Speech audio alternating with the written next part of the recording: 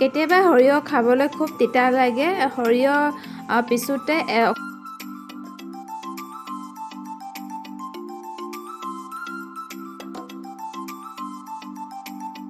এতিয়া মই আৰুচৰ কাৰণে বনাই আছোঁ। আটা আৰু চেনি মিক্স কৰি পিঠা বনাই দিছোঁ। সি বাহিৰত খেলি আছে।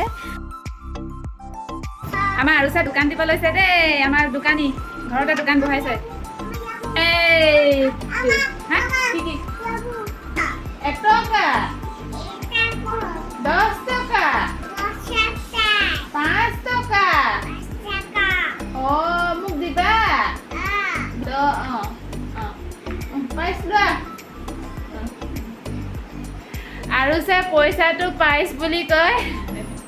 নহয় এখন নাখায় নহয় চিচি। এখন কি হয়? কেচি।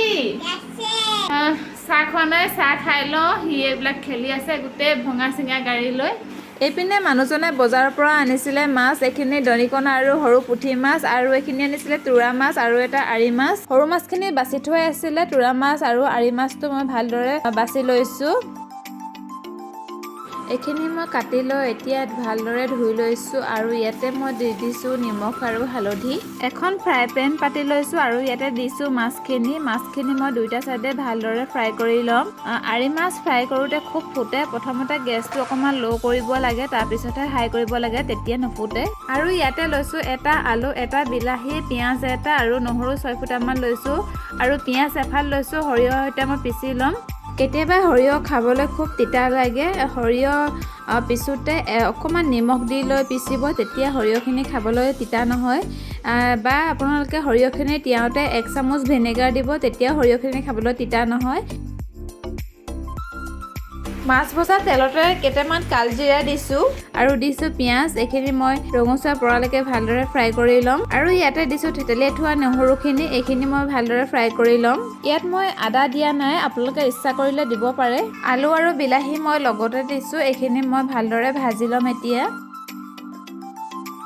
ইয়াতে জোখ অনুসৰি নিমখ আৰু হালধি দিছোঁ।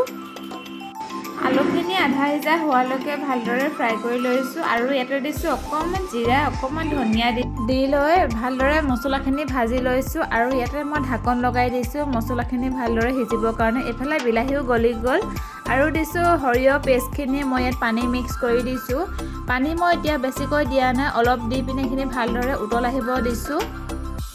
এইখিনি ধুনীয়াকৈ উতল আহিছে। এতিয়া মই ইয়াতে দিছোঁ মাছখিনি আৰু মই পানী এবাটি দিছোঁ। এইখিনি মই এতিয়া ঢাকন লগাই দি ভালদৰে 10 মিনিট উতলিব দিছোঁ। এইপিনে আমাৰ মাছৰ জোল ৰেডি হৈ গ'ল আৰু লগত ফ্ৰাই কৰিছিলোঁ সৰু মাছ।